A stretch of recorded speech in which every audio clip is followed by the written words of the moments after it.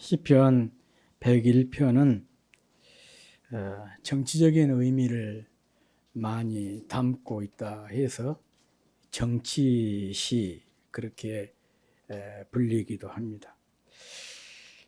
종교개혁 당시에 많은 그 믿는 통치자들의 정책 그리고 또 시민 정부에 대해서 종교개혁자 루터는 관심이 컸습니다. 많았습니다. 그래서 이런 사람들을 염두에 두고 시편 101편을 이렇게 강해를 했는데 그가 한 내용을 보면 시편 101편을 강해한 내용을 보면은요 거의 80페이지에 달할 정도로 굉장히 많은 그 분량을 남겼습니다. 그러면서 루터가 시편 101편을 이렇게 정의를 했어요. 정치인의 거울이다. 모든 그 지도자들, 통치자들은 이 101편을 마치 거울 삼아서 자기에게 맡겨진 그 나라, 백성들을 통치해야 된다. 뭐 그런 의미로 인 것 같습니다. 실제로 영국 왕 제임스 1세가 조지 빌리어스라고 하는 사람을 총애해가지고 버킹엄 공작으로 등용을 했습니다. 이 사람이 이제 버킹엄 공작으로 등용을 하니까 이제 왕궁에 많은 인사에 관여할 것 같아서 당시에 유명한 철학자 프란시스 베이컨이 이 사람에게 하나의 쪽지를 적어서 보냈어요. 그 내용이 바로 시편 101편 6절, 7절 말씀입니다. 이것을 잘 참고해서 좋은 인재들을 등용해서 또 나라를 다스리는데 크게 이바지했으면 좋겠다. 그런 의도였죠. 그런데 이 조지 빌리어스는 탐욕적이고 또 부패한 그런 사람이었습니다. 그러다 보니 베이컨의 이런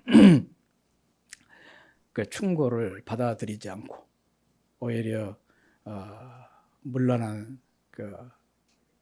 욕심에 사로잡혀 방탕한 생활을 하다가 결국 암살당하고 말았습니다. 이 베이컨이 빌리어스에게 조언하고자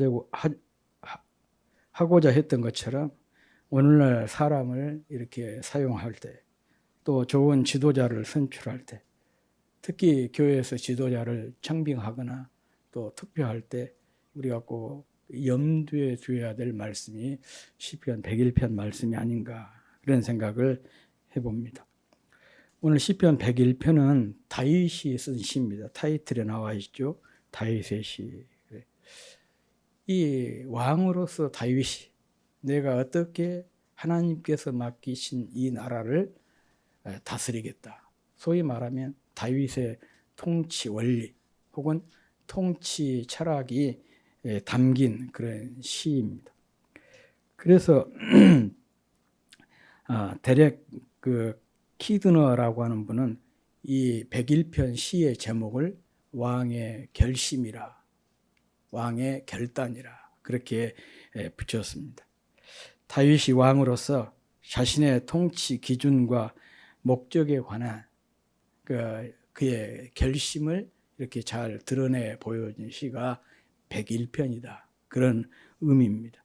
오늘 본문에 보면 다윗의 결심이 두 가지로 나타납니다. 하나는 자기 자신에 대한 결심이에요.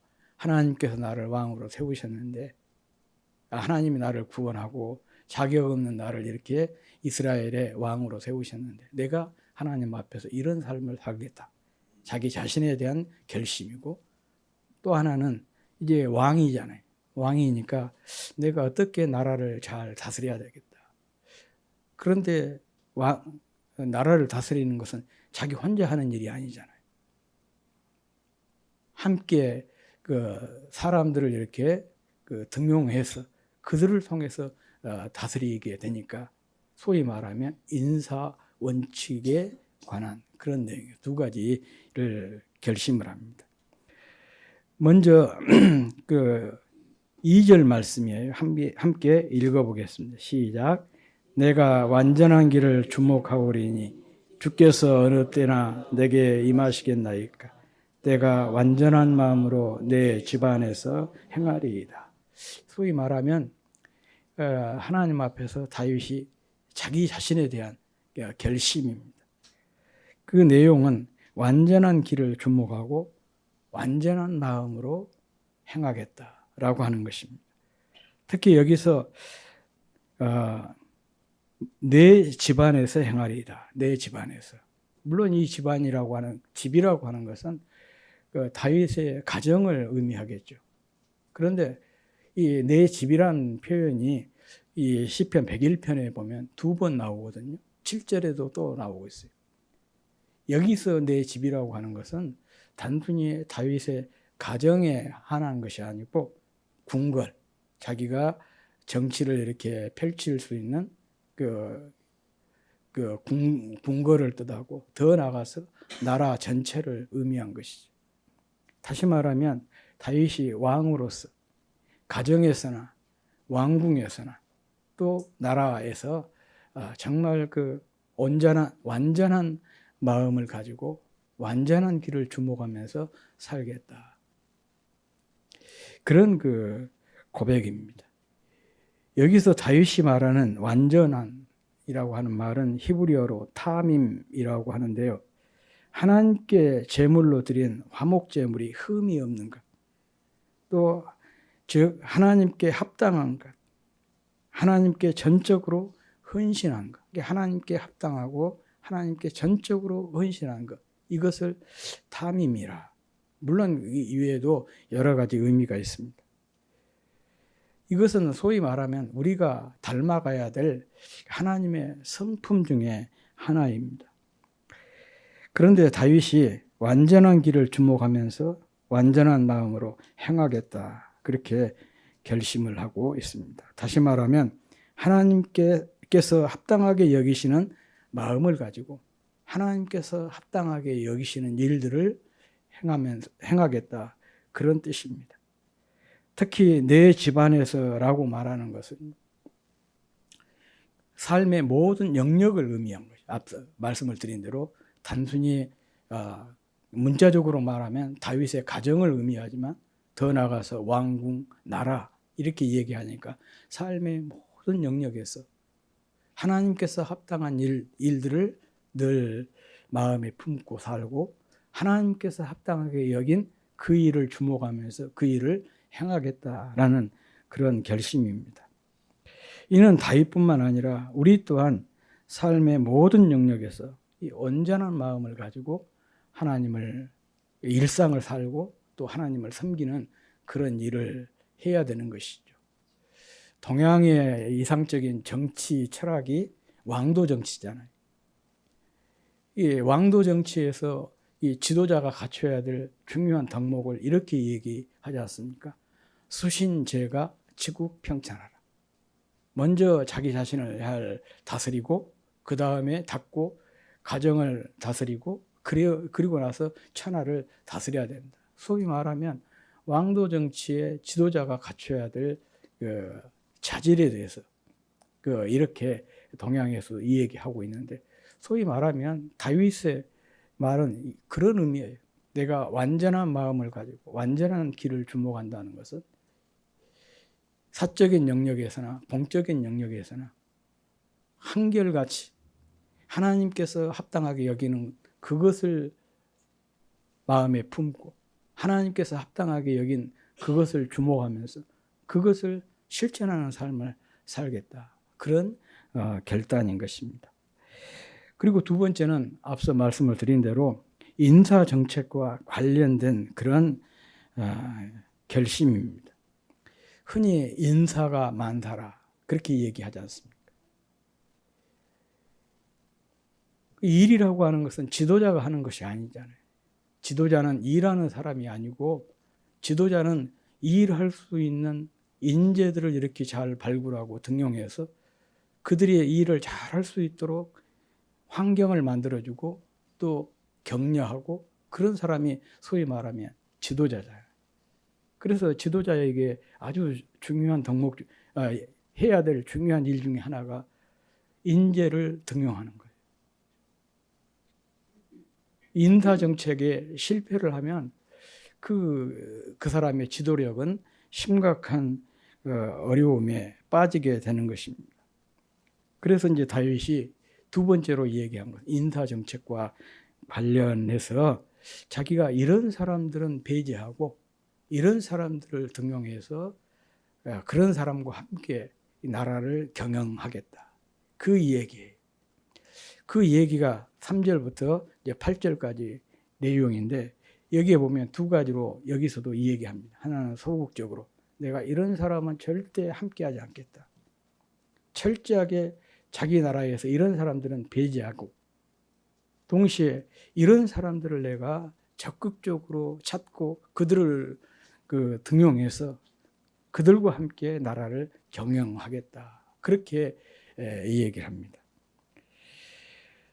우선 소극적으로 다윗이 자기가 배제하고 함께하지 않겠다라고 이 얘기한 사람들이 3절부터 6절을 제외한 8절까지 쭉 이 얘기를 하고 있습니다. 우리 3절 말씀 한번 같이 읽어보겠습니다. 시작. 나는 비천한 것을 내 눈앞에 두지 아니할 것이요 배교자들의 행위를 내가 미워하려니 나는 그 어느 것도 붙들지 아니하리이다.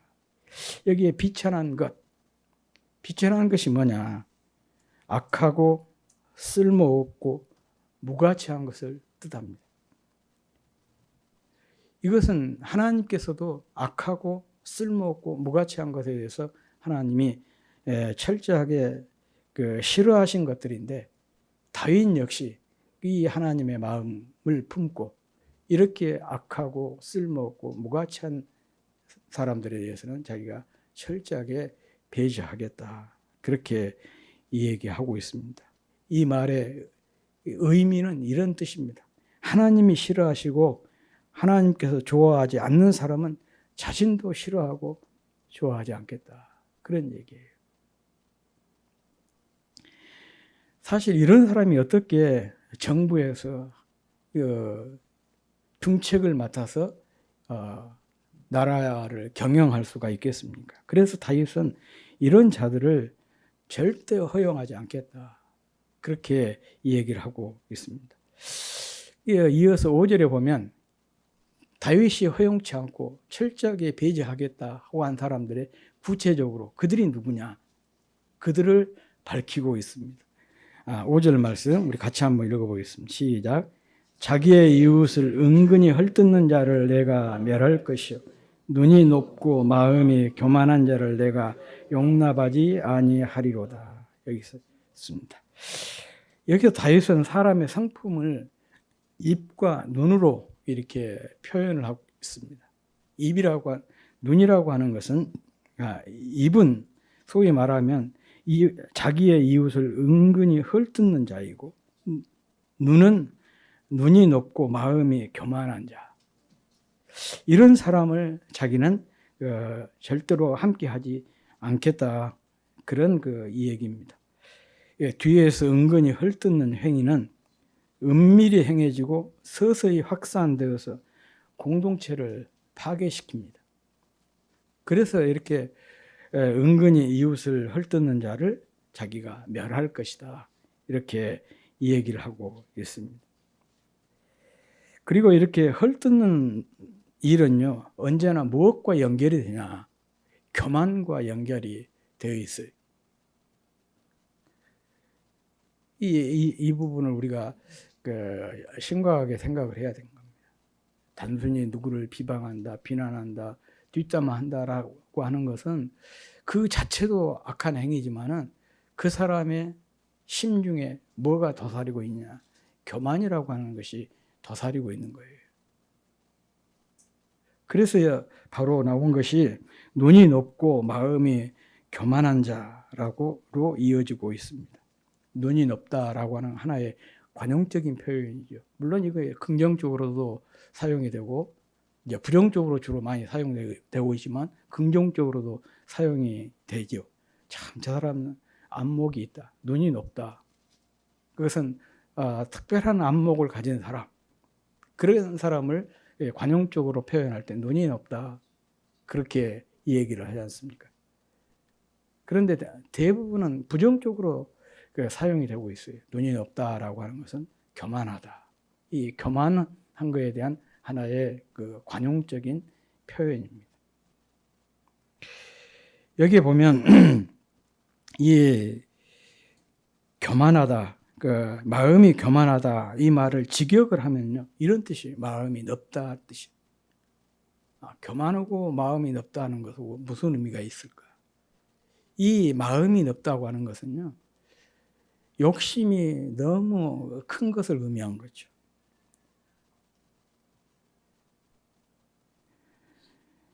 예. 무엇으로든지 채워지지 않는 그 욕심 사나운 그런 심보, 이것을 소위 말해서 마음이 넓다, 교만하다 이렇게 표현을 하고 있습니다. 이런 사람이 높은 자리에 있게 되면 어떻게 하겠습니까? 자기 욕심을 어떤 지위랄지 또 직책이랄지 이런 것들을 자기 욕심을 채우는 하나의 수단으로 사용할 거 아니겠습니까?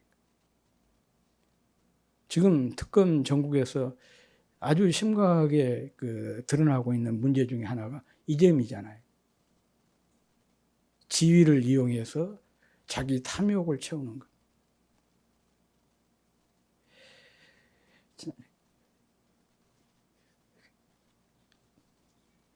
아무튼 다윗은 이런 사람들을 단지 가까이 하지 않는 것을 넘어서서 심지어는 멸하겠다 그랬어요. 멸한다는 말은 무슨 말입니까? 완전히 근절시키겠다. 그런 의미인 것입니다. 그리고 7절에는 거짓말을 행하고 거짓말을 하는 사람들을 쭉 이 얘기를 하고 있어요. 7절을 같이 한번 읽어보겠습니다. 시작. 거짓을 행하는 자는 내 집안에서 거주하지 못하며 거짓말하는 자는 내 목전에 서지 못하리로다 라고 했습니다. 거짓말과 거짓 행위는 다윗이 2절에서 말한 완전한 마음과 반대가 되는 그런 하나의 자질인 것입니다. 이런 자들은 정부에서 철저하게 배제시키겠다. 그렇게 이 얘기를 하고 있고 8절 말씀입니다. 8절 시작. 아침마다 내가 이 땅의 모든 악인을 멸하리니 악을 행하는 자는 여호와의 성에서 다 끊어지리로다. 바로 이제 이런 사람들, 소위 말하면 은근히 이웃을 헐뜯고 또 눈이 높은 교만하고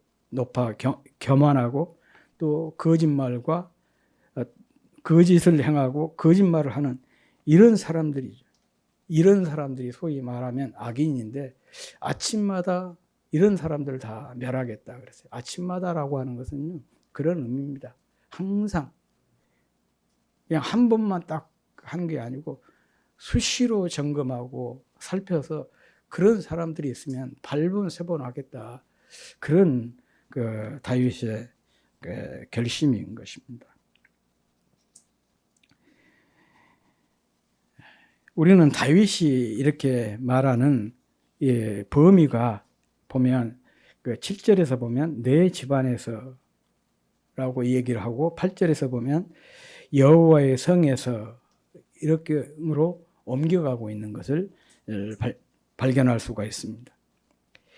여기에서 내 집안과 여호와의 성이라고 하는 예루살렘을 얘기하겠죠. 도성을 얘기한 것입니다. 이 말은 사적인 영역, 내 집이라고 하는 것은 사적인 영역을 의미한 것이고 여호와의 성이라고 하는 것은 공적 영역입니다. 그러니까 사적 영역이나 공적 영역에서 이런 사람들, 은밀하게 이웃을 헐뜯는 사람들이나 교만한 사람들이나 거짓을 행하거나 거짓말하는 사람들을 철저하게 배제하고 근절시키겠다. 그런 얘기예요. 또 내 집 여호와의 성, 이것은 이렇게도 또 해석이 가능한 것이죠. 내 집이라고 하는 것은 소위 말하면 일상적인 삶을 의미한 것이고 여호와의 성이라고 하는 것은 이 영적인 영역을 의미한 것이죠.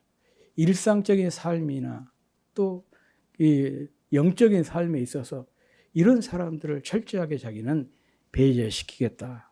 그런 얘기입니다. 그래서 그는 어떤 사람과 함께 나라를 다스려야 하는지를 말하고 있는 것이죠. 이런 사람과는 절대 함께하지 않고 이런 사람과는 이 나라를 경영하지 않겠다는 그런 결단인 것입니다.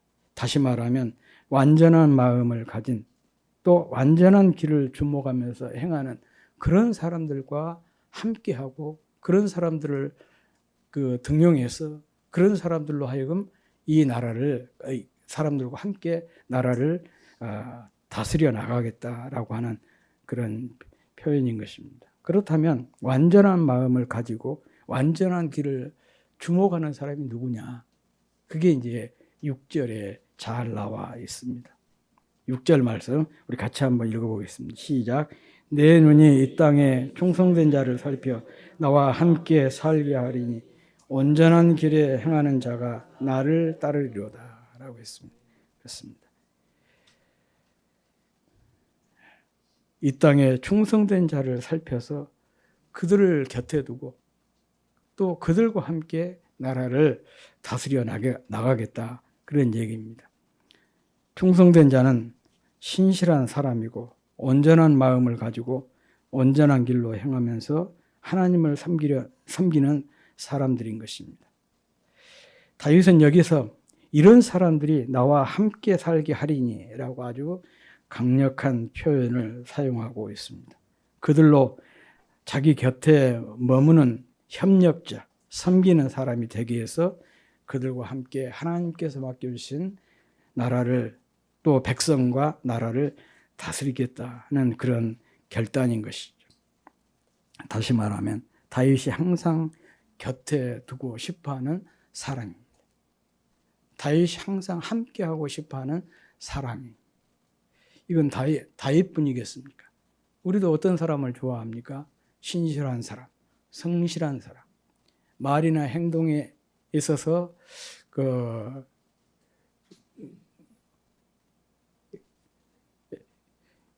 행동이 올바른 사람, 이런 사람들을 우리가 좋아하고 그런 사람들을 곁에 두고 싶어 하지 않습니까?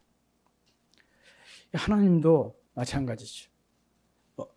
아무튼 저는 이 말씀을 읽으면서 그런 생각을 해봤어요. 성도에게 있어서 성공적인 인생이란 무엇일까? 아니, 성도를 떠나서 우리 인생에 있어서 성공적인 인생이라는 것이 뭘까?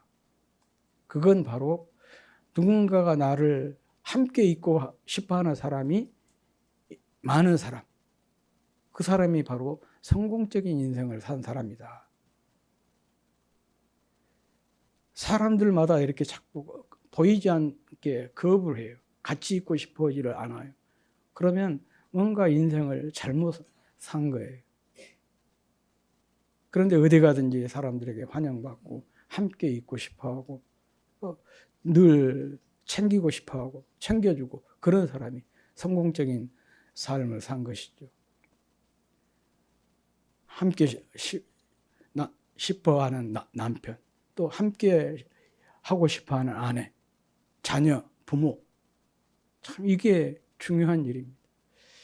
아니 자기 아내와 함께 싶어하지 않은 아내가 있고 남편이 어디가 있겠냐, 그런 자녀, 그런 부모가 어디 있겠냐, 그렇게 생각하지만은요, 그러지 않는 사람들이 참 많이 있어요. 그냥 이렇게 어쩔 수 없이 이렇게 서로 매여 있으니까 사는 것이지. 옛날에 그런 프로그램이 있었잖아요. 어떤 할머니가 이 할아버지가 어떤 존재냐 그렇게 물으니까 네 글자로 얘기를 해라고 하니까 평생 왼수 그렇게 얘기죠. 평생. 예, 참 둘 다 불행한 것이죠. 아내가 생각할 때 남편을 왼수처럼 생각하고 함께 있고 싶어 하지 않는 것이죠. 그 어쩔 수 없이 묶여가지고 이렇게 살아가는 것이죠. 그러니 그 인생이 얼마나 불행해요. 그런 부모를 이렇게 비토하는 아이들도 참 많이 있습니다. 물론 이제 사춘기 때 잠깐 뭐 그럴 수는 있지만은 제가 봤어요. 밖에서는 다 존경하는 그런 그 집사님이었어요. 그 당시에. 그런데 그분이 띵동하고 배를 눌리니까 그 집 작은 아들이 그놈이 한참 사춘기였는데 혀를 톡 차면서 안으로 들어간 거예요. 자기 아버지 딱 보고는.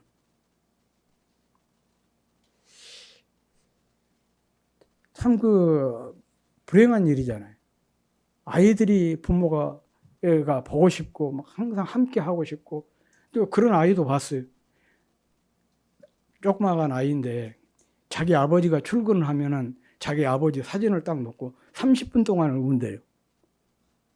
방바닥을 치면서 보고 싶다고. 참 별난 그런 아이도 봤어요. 참 나는 그 아빠는 굉장히 행복한 아빠다 그런 생각. 아이가 그렇게 함께 있고 싶어하고 보고 싶어하고 참 좋은 거 아니겠습니까? 나는 이런 인생이 행복한 인생이다. 행복한 성공적인 부부고 성공적인 남편이고 성공적인 아버지고 자녀다. 그렇게 해요. 교회도 또 직장도 마찬가지인 것이. 이런 관계를 우리가 만들어야 되고 또 이런 어떤 공동체를 우리가 하나의 모델 이상으로 삼고 추구해 나가야 될 필요성이 있습니다. 아무튼 다윗이 늘 함께 있고 싶은 사람들이 누구냐? 예, 충성된 사람들입니다. 다윗과 그의 나라가 번영한 비결을 딱 한 단어로 요약을 하면 함께라고 하는 단어로 정의를 할 수가 있습니다. 다윗은 먼저 하나님께서 늘 함께한 사람이었어요. 사무엘하 5장 10절에 보면 이런 말씀이 있습니다. 만군의 주 여호와 하나님이 다윗과 함께 하심으로 다윗이 점점 강대해졌다. 이렇게 표현하고 있습니다. 하나님이 다윗과 함께 하시니까 다윗이 점점 강대해졌다. 이것은 다윗의 성공의 중요한 비결 아니겠습니까? 하나님이 다윗과 함께 하니까 다윗이 늘 형통했어요. 가는 곳마다 형통했습니다. 점점 더 강대해졌던 것이죠. 그리고 다른 하나는 충성스러운 사람과 늘 함께 했어요. 하나님께서 또 다윗을 사랑하셔서 축복하셔서 다윗 곁에 충성스러운 사람들을 많이 붙여주셨어요. 그것을 사무엘하 23장에 보면 우리가 확인할 수가 있습니다. 다윗을 도와서 다윗 왕국을 성공시킨 사람들의 이야기가 쭉 나오고 있습니다. 그 중에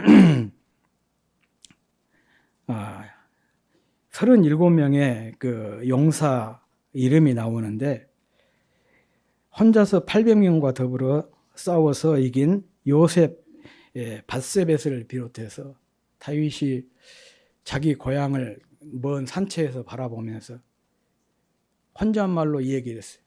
베들레헴 성 안에 있는 샘물을 조금 마시고 싶다. 그 샘물을 한 모금 마시면 여한이 없겠다. 자기 혼잣말로 그렇게 이야기를 했는데 그 옆에서 3명의 용사가 듣고는 그 길로 베들레헴까지 갔어요. 거기에는 블레셋 사람들이 다 진을 치고 있는 곳인데 이 3사람이 그 진을 뚫고 들어가서 베들레헴 샘물을 길러다가 다윗에게 주는 그런 장면이 사무엘하 23장에 나오고 있습니다. 이렇게 다윗을 위해서 목숨을 걸고 충성을 다한 사람들이 이 다윗 곁에 많이 있었고 이런 사람들이 과 함께 이스라엘의 황금 시대를 열 수가 있었습니다. 다윗의 이면에 이렇게 자기 목숨을 기꺼이 드리는 충성스러운 사람들이 많이 있었던 것입니다. 이런 사람들이 그와 함께 했기에 인자와 공의를 실현하는 성공적인 인생, 또 성공적인 왕, 또 성공적인 나라를 세울 수가 있었던 것입니다. 인생이라고 하는 것은 혼자가 아닙니다. 함께입니다. 함께하는 사람이 있어서 우리의 인생이 그래도 이만큼 유지가 되고 있는 것입니다. 인간은 고독한 섬이 아니라 어우러져 사는 광장이라고 합니다. 그래서 중요한 것이 곁에 있는 존재가 누구냐 하는 것이죠. 그 사람에 의해서 나의 그 존재가 달라질 수가 있기 때문에 그런 것이에요. 괴테의 파우스트에 보면 파우스트 박사처럼 이 악마가 함께하면 결국 그 삶은 성공적인 삶이 될 수가 없는 것이죠. 또 은근히 헐뜯는 자, 교만한 자, 또 거짓을 행하고 거짓말하는 사람과 함께하면 그 인생이 온전하게 세워질 수가 없는 것이죠. 항상 주님이 함께 하시는 삶, 주님께서 복을 붙여주셔서 좋은 사람이 북적이는 삶, 더불어 누군가를 잘 되게 하고 행복하게 만들어주는 충성스러운 사람이 다 될 수 있기를 주의 이름으로 축복합니다. 그래서 누구에게나 항상 함께 하고 싶어하는 그런 사람이 다 되었으면 좋겠습니다.